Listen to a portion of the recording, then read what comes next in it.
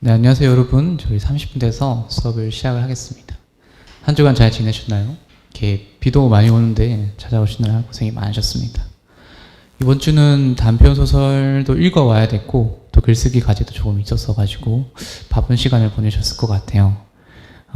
읽고 써온 작품에 대해서는 나중에 이야기를 해볼까 합니다.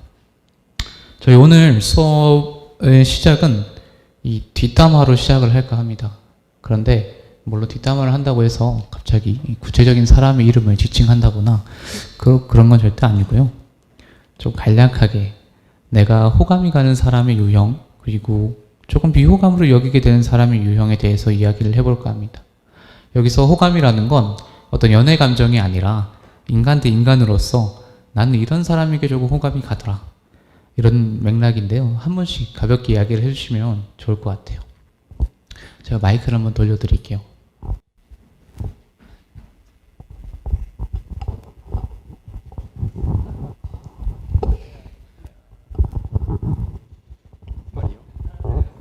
연락하면은 바로바로 연락이 오는 사람이 좋습니다. 비호감은 말 안 해? 이제 연락을 하면은 연락이 몇 일 뒤에 오는 사람? 제가 호감이 가는 사람은 약간 재밌고 뭐 친구들이랑 잘 어울리는 사람들은 그냥 보통 다 좋아하고요. 비호감인 사람은 약간 자기만 좀 생각하고 자기가 뭐 세계 뭐 주인공인 줄 알고 이런 놈들을 좀 싫어합니다.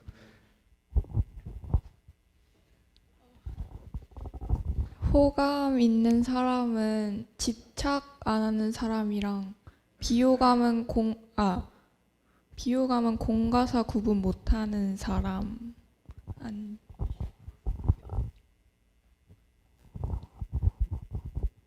연락 잘 안 하는 사람이 좋고요. 연락 많이 하는 사람은 싫어요.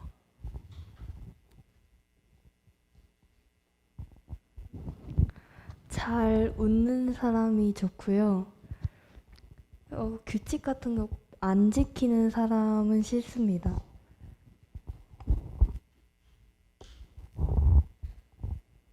말을 잘 들어주는 사람이 좋고, 사람을 무시하는 사람을 싫어합니다.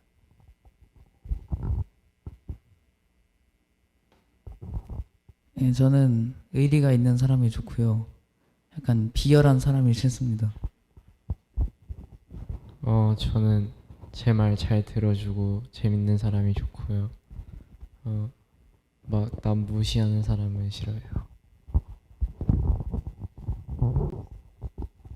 뭔가 다들 공감이 되는 말씀을 해주셔서 고개를 이렇게 끄덕이면서 듣게 되네요. 뭔가 살아가는 방식에 대한 이야기도 있었고, 또 주로 대화하는 방식, 그죠? 거기에 대한 이야기였던 것 같아요. 저는 어떤 사람에게 호감이 가냐면 이 목적지가 뚜렷한 사람에게 좀 호감이 가더라고요.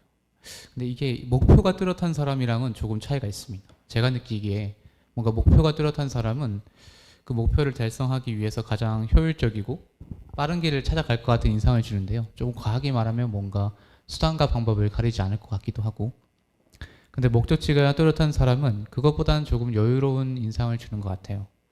어차피 내가 도착해야 할 곳이 명확하니까 조금은 여유 있게 돌아가기도 하고, 시간을 가지는 사람, 그런 유형인 것 같습니다. 또 그러면서도 마냥 우유부단하기보다는 자기가 해야 할 일을 명확히 알고 조금씩 해나가고 있는 사람, 그런 사람에게 호감이 갑니다. 반대로 제가 비호감으로 좀 여기게 되는 사람은 자기를 드러내는데 너무 바쁜 사람인 것 같아요. 이를테면 첫 만남인데 자기가 무엇을 하고 있고 무엇을 좋아하는지, 자기가 누구인지 막 이렇게 드러내려는 사람의 타입이 있잖아요. 쉽게 말하면 이게 잘난 척하는 타입인데 그것보단 조금 세분화된 어떤 유형의 사람이 있는 것 같습니다. 자연스럽게 또 장기적인 인간관계를 다져나가는데 조금은 익숙하지 못한 사람이 저와는 좀 결이 맞지 않는 것 같아요. 사실 돌이켜보면 제가 딱 그런 타입의 사람이었던 것 같아요. 제가 놓친 인간관계에 대해서 제일 후회하고 있는 게 그거거든요. 제가 예전에 누군가한테 너무 잘 보이고 싶은 마음에 내가 어떤 사람인지, 무엇을 좋아하는지 막 정신없이 설명을 한 거예요. 너무 잘 보이고 싶은 마음이 앞섰던 거죠. 근데 그게 그 사람한테는 되게 이제 부담이었던 거죠. 아직 나를 몇 번 만나보지도 못했는데 대뜸 자기가 하고 싶은 말만 쏟아내니까요. 근데 그걸 제가 느꼈던 게 반대로 제가 그런 사람을 마주했을 때였어요. 저는 아직 이분을 잘 모르는데 대뜸 자기가 하고 싶은 말을 막 쏟아내니까요. 제가 부담을 느끼고 있다는 걸 그분은 모르셨던 것 같아요. 근데 제가 이걸 사담을 꺼내려고 이야기를 시작한 건 아니고요. 소설도 마찬가지라는 이야기를 하고 싶어서입니다. 이 소설도 결국 하나의 말하기 방식이다라고 지난 강의 때 말씀을 드렸는데요. 네, 소설도 작가가 하고 싶은 말이 때때로 너무나도 분명하고 뚜렷하면 독자에게 큰 부담감을 줍니다. 그런 면에서 여러분들 학교에서 공부하는 서적들에 비할 소설이 가지는 차이점이 뭐냐면 전 독자의 자세라고 생각을 해요. 인문학 서적은 배울 준비가 되어 있는 자세로 독자들이 자리에 앉죠. 나 공부할 준비가 됐어. 머리에 넣어줘. 하면서 자리에 앉습니다. 하지만 소설은 대부분의 경우는 그렇지 않죠. 오히려 공부보다는 즐길 준비를 한다고 표현하는 게 맞겠죠.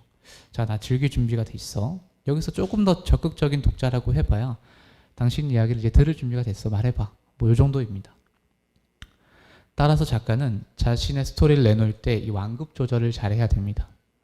어찌되었건 작가 입장에서는 하고 싶은 말이 있으니까 그 이야기를 시작을 했겠죠. 그러니까 그와 관련된 이야기를 하기는 해야 돼요. 그런데 듣는 독자의 입장도 고려를 해야 되니 이에 대한 완급 조절이 필요하다는 겁니다. 가끔 이제 사석에서 만날 때 말을 되게 재밌게 잘하는 사람들 있죠. 그런 사람들의 특징은 뭐냐면 그 완급 조절을 잘한다라는 거에 있어요. 저는 줄곧 완급 조절이라고 표현을 하고 있지만 작법에서는 이렇게 표현을 합니다. 긴장과 이완이라고요. 오늘의 수업 주제이기도 한 이 긴장과 이완은 무엇일까요? 사전적으로는 이렇습니다. 마음을 조이고 정신을 바짝 차리는 상태. 이완은 바짝 조였던 정신이 풀려지고 흐트러져 느슨해지는 상태.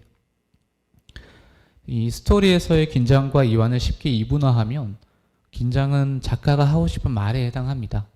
내가 그 이야기를 시작할 때 목적이 있겠죠. 전하고자 했던 메시지, 주제가 있을 거예요. 그 이야기를 전개할 때 극에서는 긴장감이 발생합니다. 그런데 우리가 전체 스토리텔링에서 모든 부분이 긴장에 해당하면 독자 입장에서 굉장히 지칩니다. 계속 긴장하고 경직되어 있어야 되니까요. 그렇기 때문에 작가는 때때로 적절한 타이밍에 또 적당한 순간에 이완을 주어서 독자에게 쉴 틈을 제공해야 됩니다. 이 완급 조절에 대한 쉬운 예를 들어보자면 아무래도 익숙한 장르의 드라마가 편한데요. 요거 드라마 이상훈 변호사 우영 보셨나요? 사실 이 모든 드라마가 이 긴장과 이완의 구조가 성립하는데요. 그나마 최근에 가장 많이 보셨을 드라마라고 생각이 들어서 예시로 가져와 봤습니다. 거기 한 에피소드에 당산나무로 등장하는 거 있죠. 시골 마을에 있는 나무. 거기가 바로 저희 고향집 뒤에요. 그래가지고 좀 자랑하려고 사진도 넣어봤고요. 다시 이야기로 돌아와서 여기서 우리의 주인공 우영우가 치열하게 법정 다툼을 벌이고 자신의 출생의 비밀에 관한 추문에 휩싸이고 이를 밝혀내는 과정 등은 긴장에 해당을 합니다. 이 전체 드라마를 이끌어 나가는 주축이고 뼈대죠. 그렇다면 드라마 전체 구조에서 이완에 해당하는 씬, 독자들의 긴장감을 풀어주는 장면은 어딜까요? 참고로 특정 장소입니다. 어디?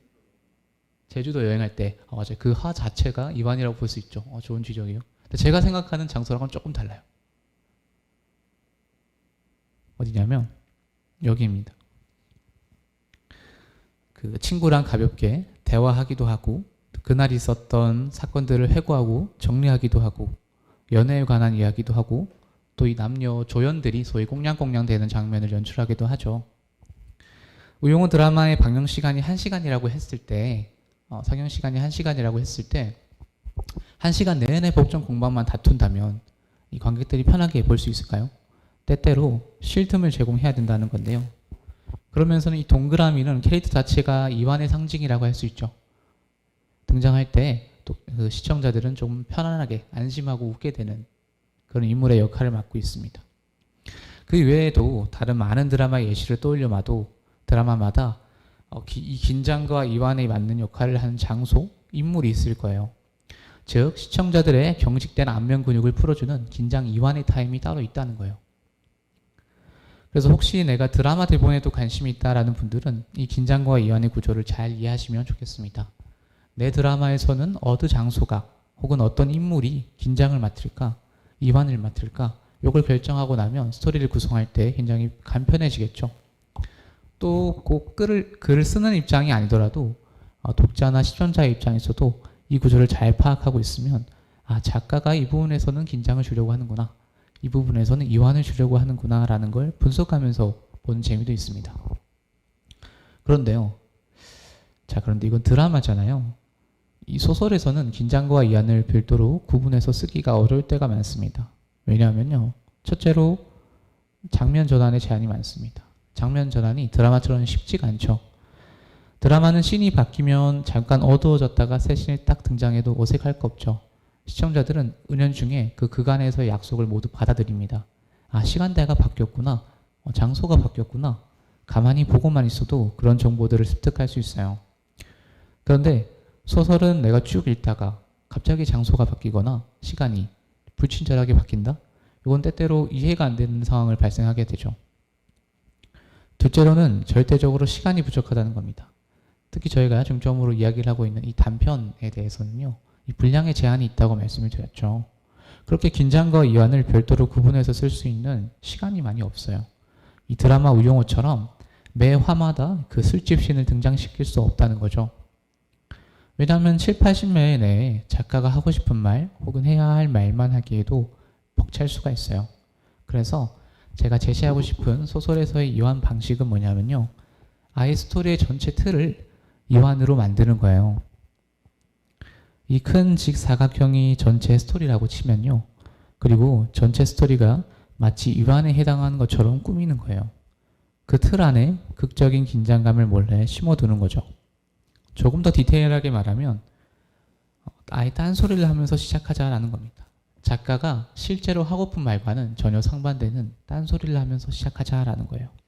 무슨 말인지 모르겠죠. 그래서 여러분들께 한 편의 단편소설을 미리 읽어오도록 요청을 드린 건데요. 이론으로 100번 설명하는 것보다 실제 단편을 읽으면서 배우는 게 많습니다. 제가 오늘 설명드리고 싶은 내용을 잘 보여주는 게 이 두 작품인데요. 자연사박물관을 미리 읽어오라고 제가 요청을 드렸고, 또 여러분 갖고 있는 자료 중에 보면 파묘라는 작품이 있을 거예요. 그죠? 그 파묘라는 작품을 지금부터 한 25분 동안만 읽어볼 텐데요. 참고로 이 작품 같은 경우는 긴 연작 소설의 중간 부분이기 때문에 처음에 들어갈 때는 여러분들이 인물 구조를 파악하는 데 힘들 수 있어요. 제가 간략히 설명을 드리자면 이순일이라는 캐릭터는 엄마고 한세진은 그녀의 딸이에요. 그 이순일은 나이가 많아서 좀 머리가 하얀 할머니 같은 느낌을 줄 거예요. 이순일은 엄마, 한세진은 딸이다. 이걸 파악하면서 파묘를 한번 천천히 읽어보도록 합시다. 네, 저 여기까지만 읽을게요. 41페이지까지는 다 읽었을 것 같아요. 그죠? 좋습니다. 그 파묘라는 작품을 좀 읽어보니까 어때요? 좀 읽었을 때 어렵다라는 느낌이 들지 않나요? 아마도 다양한 이유가 있겠지만은 이제 3인칭으로 인물들을 호칭하죠. 결국 이제 한세진 엄마는 이라고 이렇게 표현한다는 게 아니라 이순일은, 그죠? 세진은 이런 것도 아니고 한세진은 이렇게 다 표현을 하고 있습니다. 작품 속에서 같은 가족이라는 그 범위 아니더라도 거리감을 최대한 유지하려고 했던 또 작가의 의도가 좀 보이는 것 같아요. 그런 파묘라는 작품은 어떤가요? 사실 이 작품은 앞서 읽었던 자연사박물관에 비해서는 그 메시지가 조금 더 흐립니다. 그렇죠? 자연사박물관은 분명히 작가가 하고 싶은 말이 명확한 것 같아요. 읽어보면 눈에 띄어요. 근데 파묘는 비교적 흐리죠. 이 파묘는 황정은 소설가가 쓴 단편이고요. 아마 조금 비교적 한국문학에 관심이 있는 분들이라면 한 번쯤은 들어보았을 이름입니다. 만약 모르셨다면 꼭 황정은 작가의 작품은 꼭 단 한 번씩 단편집을 사서 읽어보셨으면 좋겠습니다. 이 파묘는 표면적으로는 정통적인 효의 개념에 대한 불편함이 엿보이지는 것 같아요.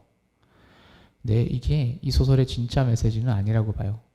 저는 이 소설을 관통하는 진짜 메시지는 이 애도의 방식, 즉 순수한 인간의 마음인 애도라는 행위를 효라는 명분에 짜맞추는 행색에 대한 불편함이라고 생각해요. 작품의 마지막 장을 읽어볼게요. 너무 효도하려고 무리할 필요는 없어. 효? 그것은 아니라고 한세진은 답했다. 그것은 아니라고 한세진은 생각했다.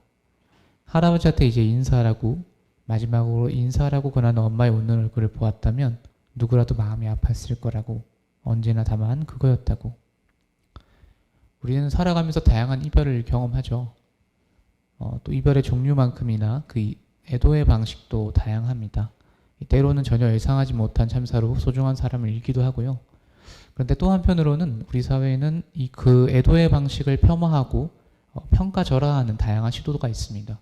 이 소설에서는 그런 인간의 아주 기본적인 애도를 폄하하는 그런 시도들에 대한 소설적인 저항이 엿보이는데요. 말하고 있죠. 이건 효라고 표현될 게 아니라고, 그저 한 인간이라면 공감할 수 있는 애도의 방식이라고. 생각해보면 이 파묘라는 행위 자체도 또 하나의 이별이고 또 하나의 애도의 방식인 겁니다. 그 순일이라는 캐릭터가 산속을 헤치면서 힘겨워하는 장면 있죠. 순일이 미처 도착하지 않았는데 파묘꾼들은 작업을 서둘러 버려서 끝을 내버리고, 그때 독자들이 느끼는 어떤 안타까움이 있습니다. 참 짧은 시간이면 되는 사소한 애도의 시간마저도 온전히 갖지 못했던 안타까움이 드러나는 거죠. 만약 여러분들이 소설에서 그런 안타까움을 느꼈다면 그건 순일이라는 캐릭터가 보여준 효심 때문이 아니라 그저 인간이라면 누구나 공감할 수 있는 보편적인 감정 때문이다라는 거죠. 이렇게 파묘라는 시간을 조금 해석해보는 시간을 가졌는데요. 우리가 오늘 이야기하려는 긴장과 이완의 구조에 대해서 이야기를 해보자면 마찬가지로 이 작품도 그런 메시지를 전면에 내세우진 않는다는 거예요. 황정은 소설가는 다만 이렇게 말할 뿐이죠. 한 여자가 노모를 모시고 파묘하러 간 이야기를 해줄게 라고 이야기를 시작을 하죠. 흥미롭죠? 이야기를 더 듣고 싶어지는 게 있습니다. 파묘를 하러 간다고? 누군가는 파묘가 뭔데? 라고 질문할 것이고, 또 누군가는 파묘를 왜 해야 되는데? 라고 질문할 수도 있어요. 그런 식으로 독자가 나에게, 내 소설에 다가올 시간을 주는 겁니다. 내가 독자에게 다가가는 게 아니라 독자가 내 소설에 끌어당겨져야 된다는 건데요. 그럼 이 두 작품을 통해서 소위 딴소리를 하면서 시작하는 예시를 들어봤습니다. 우리도 한번 써봐야겠죠. 제가 아까 두 가지 공통점이 뭐라고 했죠? 하나는 목적지가 뚜렷하다는 거, 하나는 동행인이 있다라는 거. 지금 써볼 것도 그 틀에서 쓰여질 건데요. 근데 문장으로 쓰질 않고 전체 틀을 짜는 단계니까요. 우리 이렇게 한번 써볼게요. 목적지랑 동행인, 가능 반복 외를 쓰는데요. 문장으로 쓰는 게 아니라 빈칸을 채우듯이 써보는 거예요. 소설 속 인물이 누구와 어디를 간다고 하면 독자가 궁금해할까요? 거기를 왜 가는데? 거기를 그 사람이랑 왜 가는데? 거기를 어떻게 갈 건데? 라는 질문이 쏟아질 수 있으면 좋겠죠. 이걸 생각하면서 빈칸을 채워보는 거예요. 길게는 말고 5분만 딱 써볼게요. 하나만 쓰는 게 아니라 가능하면 2-3개까지 써볼게요. 5시 21분까지 써보는 겁니다.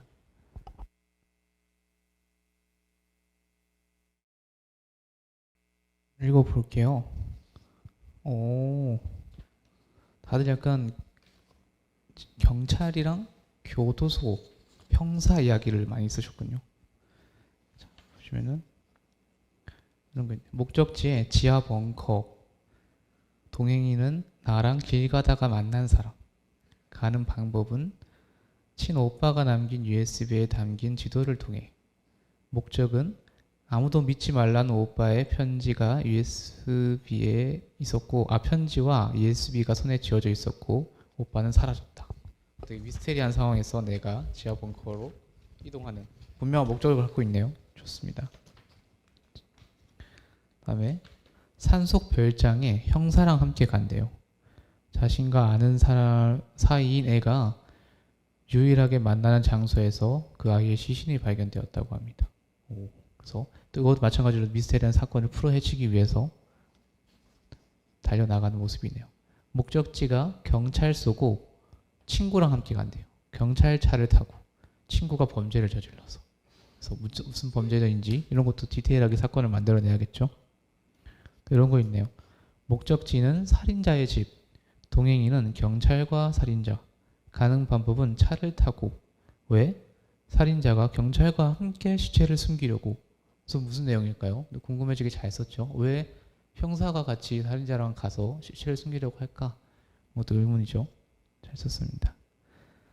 학교에 경찰관과 기자가 간대요. 자동차를 타고. 왜? 경찰관이 기자를 살해하려고 한대요. 근데 왜 학교를 갈까? 이것도 약간 의문이죠. 그런 것도 궁금증을 만들어내게 잘 썼고요. 교도소에 가는데 이것도 이제 목적은 누군가를 죽이기 위해서요. 누군가 나는 사람과 함께 좋게 끝을 못 맺을 것 같아서 좋은 끝을 맺지 못할 것 같아서 내가 먼저 뭔가 공격을 하려는 것 같습니다. 이건 또 특이하게 교도소로 면회를 간대요. 간수를 옆에 끼고 간다고 합니다. 택시를 타고서 교도소 근처에서 내리고 교도소 입구 쪽에서 기다리고 있는 간수의 안내를 받아 면회장으로 간다. 사건의 진실을 파헤치기 위해서. 네, 좋습니다. 전반적으로 뭔가 사건이 발생하고 그 미스테리를 좀 풀어나가는 것에 대한 이야기에 관심이 많으신 것 같아요. 좋습니다. 사실 이 실습의 핵심은요, 그 목적지도 아니고 동행인도 아니고 가는 방법도 아니고 이 왜 이유도 아닙니다. 다만 핵심은 이 인물의 행동을 촉구하는 것, 인물이 발걸음을 떼서 움직이는 걸 유도하는 겁니다. 행동, 그게 바로 키워드고요. 목적지는 명분에 불과합니다. 그렇다면 동행인은 왜 있는 걸까요? 제가 행동이라고 했잖아요. 소설에서는 대화도 무척 중요한 행동입니다. 이 등장인물 간 주고받는 대화도 굉장히 중요한 행동이기 때문에 물리적으로 가까이 있는 사람을 설정하면 대화를 유도하는 게 굉장히 수월하겠죠. 목표는 주인공을 움직이게 하고 이야기를 전개한다고 했습니다. 저는 목표라기보다 목적지라는 표현을 조금 쓰고 싶은데요. 뚜렷한 목적지가 있는 사람은 길을 조금 헤매더라도 그 사람을 믿고 지켜볼 수 있을 것 같아요. 조금 돌아가더라도 저 사람은 결국 그 자리에 닿을 거야 라는 믿음을 가지고요.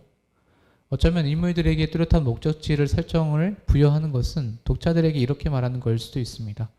이거 그냥 두루뭉술한 이야기 아니야. 나는 분명한 목적지가 있어. 거기까지 내 인물들을 데리고 갈 거고 그 중간중간 몇 가지 사건이 발생할 거야. 일단 편하게 들어봐 라고요. 말하지 말고 보여주자는 겁니다. 인물이 화가 났다면 화가 났다고만 표현하고 넘어가는 게 아니라 잠깐 멈춰서서 이 문장이 충분히 장면으로 그려지는가를 돌아보고 부족하다고 판단되면 얼굴이 불쾌하게 붉어진 내 캐릭터에 대해서 혹은 입술이 바르르 떨리고 좀 눈이 이렇게 바르르 떨리는 인물에 대해서 묘사하고 넘어갈 수 있어야 된다는 겁니다. 네가 쓴 그 인물이 화가 났다고? 그 화가 났다는 걸 어떻게 입증할 건데? 라는 관점에서 보면 더 쉬워지겠죠. 이 장면은 실제 삶을 반영한 견고한 창조물이라고 했습니다. 그렇게 잘 쓴 장면은 소설에 독자가 공감하고 동참하게 만드는데요. 실제 삶에는 그저 아름다운 날이라는 것은 없고 그냥 노래라는 것은 존재하지 않습니다. 오늘 요거 하나만 알아가셔도 장기적으로 소설 쓰기를 할 때 있어서 활용되는 이 장면에서의 디테일을 만드는 거에 대한 인사이트를 얻어가는 거라고 저는 확신을 해요. 자, 그래서 과제도 아마 눈치를 채셨을 것 같아요. 우리가 방금 실습했던 것들 있죠?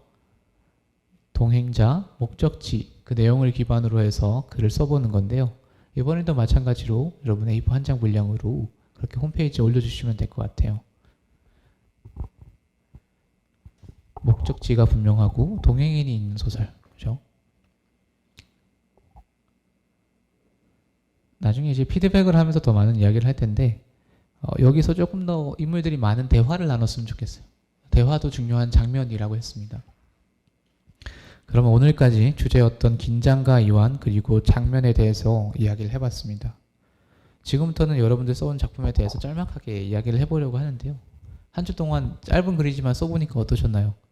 좀 힘들지 않았나요? 여러분들 공부도 해야 되는데 그죠? 근데 글쓰기의 좋은 점은 결과가 남는다는 것 같아요. 여러분들도 다들 이제 주변에 보면 다른 일을 하고 각자 다른 경험을 하면서 살아가지만 세상에 그런 게 있잖아요. 나는 뭔가를 분명히 했는데 아무것도 남지 않은 일도 세상에 있잖아요. 그런데 글쓰기는 일단 해놓으면 실패작이라도 실패작으로서 남거든요. 그게 다 지나고 보면 의미가 있더라고요.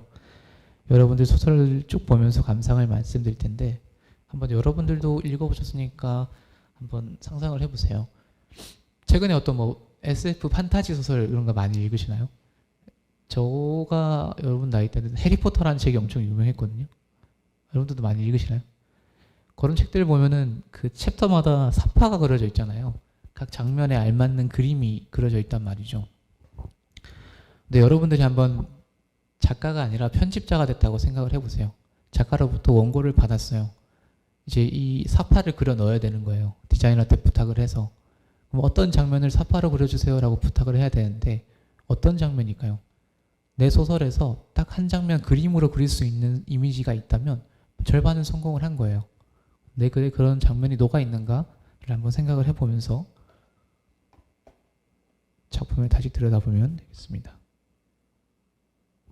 요 근정적인 웃음이라는 작품은 이 짧은 글이지만 화자가 자기가 갖고 있는 무기력함의 원인을 오히려 이렇게 뭔가 커갈수록 주변 사람들과 멀어져 가는 게 아닌가 하는 생각을 좀 드러내고 있는데요. 저희 오늘 수업 통해서 요약이란 장면의 차이를 배웠죠. 지금 제가 메모로 해둔 이 문장은 요약에 해당을 합니다. 처음에 글을 쓸 때는 초구로는 이렇게 글을 써두고 이거를 이제 조금씩 장면화하는 걸 연습을 하면 됩니다. 이런 요약 상황을 장면으로 전환하는 과정을 거쳐가는 게 태구인데요. 이를테면 이런 거예요. 제가 써놓은 문장을 예시로 읽어보자면 이 쉽사리 불에 타고 망가지는 쓰레기 더미가 내 인생에 남은 전부다라고 했을 때 이 문장 역시도 자신의 삶에 대한 어떤 비관 같은 게 드러나죠. 그런데 이 앞서 문장과의 차이가 뭐냐면요. 쓰레기 더미라는 구체적인 이미지로 만든다는 거예요. 그래서 우리가 직유나 은유에 대해서 여러분들 소설에서 배울 때 배우죠. 그것들이 단순하게 어떤 학문적인 용어가 아니라 이거는 은유에 해당하죠. 내 인생은 쓰레기 더미다라고. 그런 것처럼 구체적인 이미지를 통해서 비유를 통해서 드러낼 수가 있습니다. 마찬가지로 내가 부정적인 사람이라면 그걸 드러낼 수 있는 단적인 상황, 사건이 있겠죠. 그런 것들을 소설 속에 한번 짧게라도 녹여내보는 거예요. 그렇게 참고를 해주시면 되겠고요. 그리고 혹시 김땡은님 수업에 계신가요? 알겠습니다. 그 다음 작품은 이 무제, 제목이 없었어요. 다음 과제는 제목을 꼭 붙여주세요. 그 다음에 이 예전에 어떤 선생님으로부터 계속 훈계를 받았던 한 학생이 있는데 지나고 보니까 그런 가르침들이 다 밑거름이 되었다라는 그런 맥락의 소설이었어요. 근데 이 글을 조금 더 소설스럽게 바꾼다면 아마 수업을 통해서 좀 감을 잡으셨을 텐데 역시 특정한 사건을 만들어 주는 거죠. 이를테면은 담임 선생님께 혼을 났다라고 이렇게 표현이 되어 있는데 이 표현이 된 혼이 난 날 하루를 사설로 사건화하는 거예요. 사건화한다는 건 뭐예요? 혼이 날 때 선생님한테 들은 이야기들이 있겠죠. 선생님과 대화를 나눴을 수도 있고 선생님한테 이야기를 들었던 장소 같은 것들도 묘사가 필요하겠죠. 그래서 그런 장면 같은 것들을 디테일하게 만들어내 보는 거예요. 그렇게 되면은 인물들 간의 행동 같은 것도 묘사하게 될 거고 어떤 대화를 나누었는지도 전개될 테고 그러면 자연스럽게 이 독자에게 성장의 가치, 이 화자가, 작가가 말하고 싶어하는 성장의 가치를 전달하는 방식이 될 겁니다. 박서준 학생은 어디 있나요? 그렇죠. 왠지 이 이름이랑 잘 어울리는 느낌이어가지고 봤어요. 쓰면서 조금 어려웠던 거 있어요?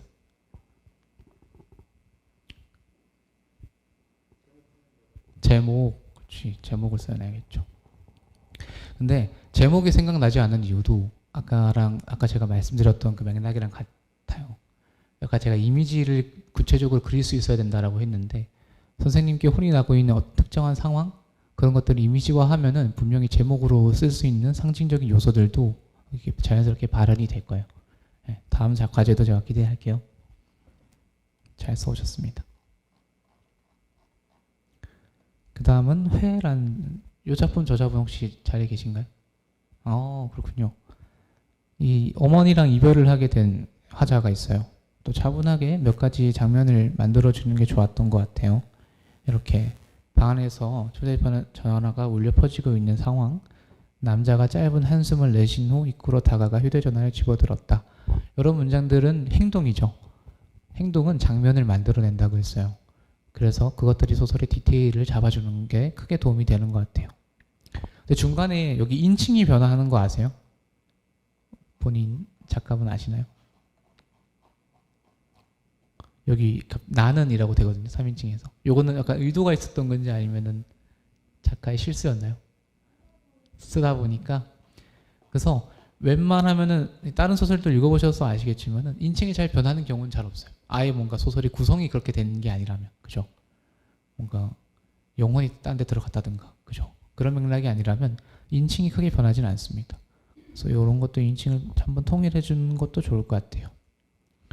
또 이별 이전의 사건들도 있었을 거 아니에요, 그죠? 엄마와 이 소설 속에 있는 엄마와의 교류 같은 것도 있었을 것이고, 그런 것들이 저자가 이미 장면을 잘 만들어내는데 익숙하니까 그런 장면들도 한번 소설 속에 녹여내봤으면 좋겠다라는 생각이 들었어요. 이 독자들이 좀 더 이 이별의 순간에 더 강하게 공감하기 위해서는 이별하기 이전의 상황들이 조금 더 와닿아야 되는 거잖아요. 네, 그런 점들을 고려해서 태고를 하시면 또 좋을 것 같아요. 쓰면서 조금 어려웠던 거 있어요? 네. 네네. 원래 그러는 거예요. 원래 그러는 거예요. 좀 시간에 촉박하니까. 그죠? 여러분들 아마 학교 다니면서 쓰는 게 진짜 대단한 것 같아요, 사실은. 이게 못 써와서 죄송합니다 이런 맥락보다는 쓴 사람이 정말 대단한 것 같아요. 시간을 내서 썼다는 게 좀 대단한 것 같고. 근데 조금 더 욕심을 내봐도 좋을 것 같아요. 그죠? 지금 요약 말고 장면을 하는데 굉장히 잘 하고 있거든요. 그래서 조금 더 욕심을 내서 글을 써봐도 좋을 것 같아요. 다음 작품도 제가 기대하고 있을게요. 제가 기대하고 있겠습니다 하면 잘 안 써오시더라고요. 근데 기대하지 않고 있겠습니다. 그러면 모른 척하고 있겠으니까 가지를 올려주세요. 제목은 회로 이렇게 지었네요. 한자 제목 하나 이렇게 짓는 것도 좋은데 그 옆에 보통은 이렇게 한글로 이렇게 요약을 설명을 해놔요. 써놔서 내요칠 회자 이렇게 짧게 그렇게 하는 것도 좀 기술적인 내용이긴 한데 그렇게 넣어주면 좋을 것 같아요. 잘 쓰셨습니다. 그 다음은 선택이라는 작품. 이 저자분 어디 계신가요? 가까이 계시군요.